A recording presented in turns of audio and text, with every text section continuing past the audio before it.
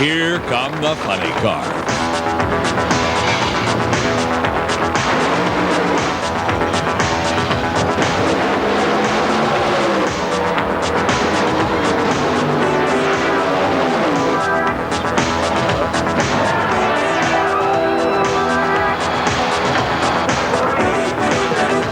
Bernstein has been practically unstoppable throughout the 1985 season.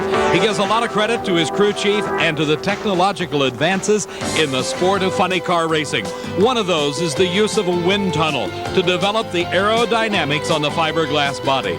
Another is a secret that nobody's telling what it is. It's hidden underneath this towel. There's a lot of speculation, but nobody knows. The terrible towel covers the secret of Kenny Bernstein. Whatever it is, it works. Kenny Bernstein is the Winston World Champion for 1985. This man has won that title 4 consecutive years. Don Prudhomme in the Pepsi Wendy's Special is racing in round number 2 against John Force.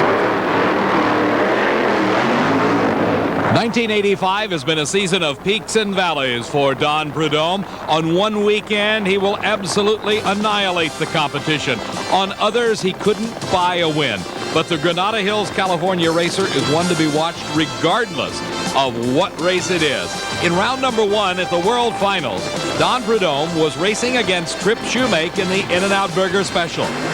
And Don Prudhomme gave every indication that he has regained the performance level that he enjoyed for so many years as he established a new national record of over 264 miles an hour in defeating Trip Shoemake. That earned him the right to race John Force from Yorba, California. Force, driving the Coca-Cola Wendy's Jolly Rancher Corvette, raced against the Pontiac Trans Am, the old Milwaukee Special of Candies and Hues, with the reigning world champion Mark Oswald at the wheel. A brilliant driving job by Oswald, but just a bit more horsepower for John Force, and Force defeated the reigning world champion to come into round number 2 to race Don Prudhomme. Force in the far lane, Prudhomme in the near lane. The final check of that record-holding Pontiac by the crew is crew chief Bob Brandt. Austin Coyle, the crew chief for John Force, 2 of the more brilliant men in nitro-burning racing today.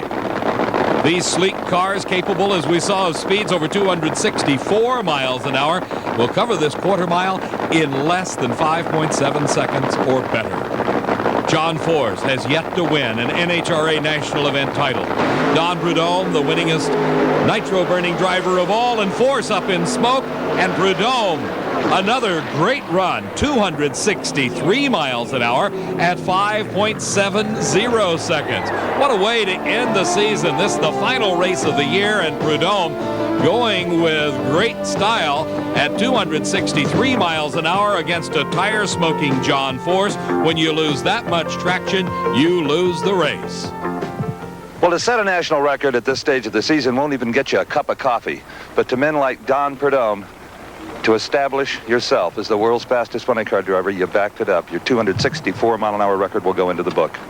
Well, thank you very much. It's been a long time coming. We did a little aerodynamic with this Pontiac, a little work during the season, and it's a lot slicker, and it's counted for the speed, I'd say. And a very solid 5.70 elapsed time. Well, thanks. I didn't even know. Yeah, that's good.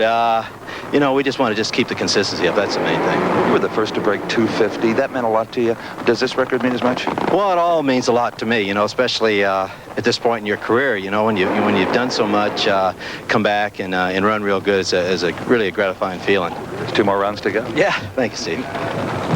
Steve, Don Prudhomme certainly appears to be enjoying at least this moment of the 1985 season. Back on the racetrack, our next pair of funny cars. Their escape hatches open to let the smoke out and the fresh air in.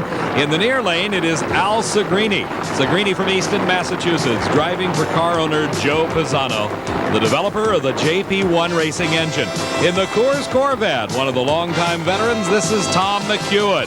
He dates back just about as long as does Don Prudhomme and Don Garlitz and Gene Snow in this sport of championship drag racing, and regarded by many of his peers as one of the premier drivers ever to take a car down a straight line racetrack for a quarter of a mile distance.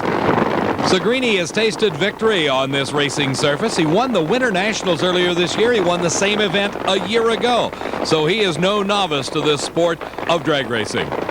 The escape hatch is closed. The latches are thrown. And Sigrini approaches the starting line. McEwen already there and waiting. Both cars inch forward, and it is instant tire smoke for McEwen. The car losing traction, and Sigrini with an easy go. He's almost got a single run, but Sigrini off the pace with a 6:11, 244 miles an hour. McEwen, I'm certain, very dejected inside that Corvette-bodied car. He pulls out wide to take the first turnoff off this quarter-mile racetrack. And it will have to be another day for Tom McEwen to win the Winston World Finals. Al Sigrini, though, advances into the semifinals, while back at the starting line, the terrible towel continues to hide something. Whatever it is, they aren't telling the secrets. Kenny Bernstein, the driver, Dale Armstrong, the crew chief, and as you can see, ever so elusively, the crewman pulls the towel off just as the body goes down over Kenny Bernstein, the man that has won the Winston World Champion title this year. The Budweiser King is scheduled to race the Skoal Bandit, Tim Grosse. Earlier in round number 1, Grosse in the near lane was racing the Miller Warrior of Dale Paulding. That's a Buick Somerset Regal body, the fiberglass replica body that is gracing the funny car of Paulding and Mike Hamby. It was a tremendous race, very close, and at the finish line, just by a margin of inches, Tim Grosse pulls out the win. But it was a very expensive win. The engine damage unable to be repaired, and the Budweiser King, Kenny Bernstein, gets a break. His competitors say Bernstein doesn't need a break, but this single will advance Bernstein into the semifinals. One of the technical advances of Bernstein and his crew that has been copied by many other racers is the onboard computer. Here's Steve.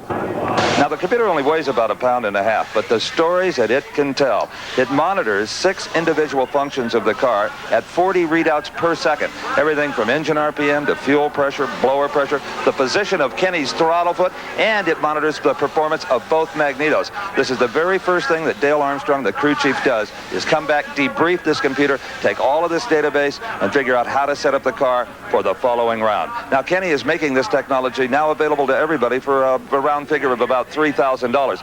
But what's under that dirty little towel, we'll never know.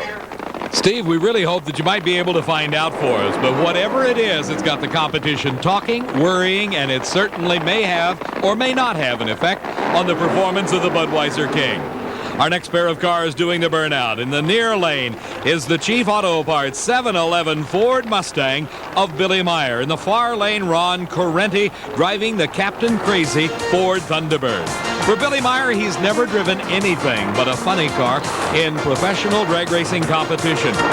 Ron Correnti, the latest driver for Bill Dunlap of Captain Crazy Racing, has got a relatively new car, this bright silver painted Ford Thunderbird, one of the first T-Birds in the funny car circuit. Billy Meyer would like to end 1985 on a stronger note than he started. He destroyed 2 cars in massive engine explosions in the very early parts of the season. That set his effort back a long ways through all of 1985. But here he is in round number 2 at the World Finals, racing against Ron Correnti. Meyer in the near lane, Correnti in the far lane, and Correnti pulls about a car length ahead. Can Meyer come back to catch him? No, but Ron Correnti smokes an engine. His car owner, Bill Dunlap, is ecstatic with the victory. That puts Correnti in the semifinals, and the Ford T-Bird defeats the Ford Mustang. Correnti over Meyer.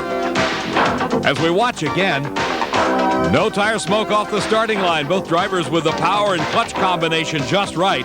But at the finish line, he's got about a car length lead. That's Ron Correnti in the silver T-Bird. Watch as the engine starts to let go. It begins to give him problems, and then a huge cloud of smoke as he starts to cross the finish line.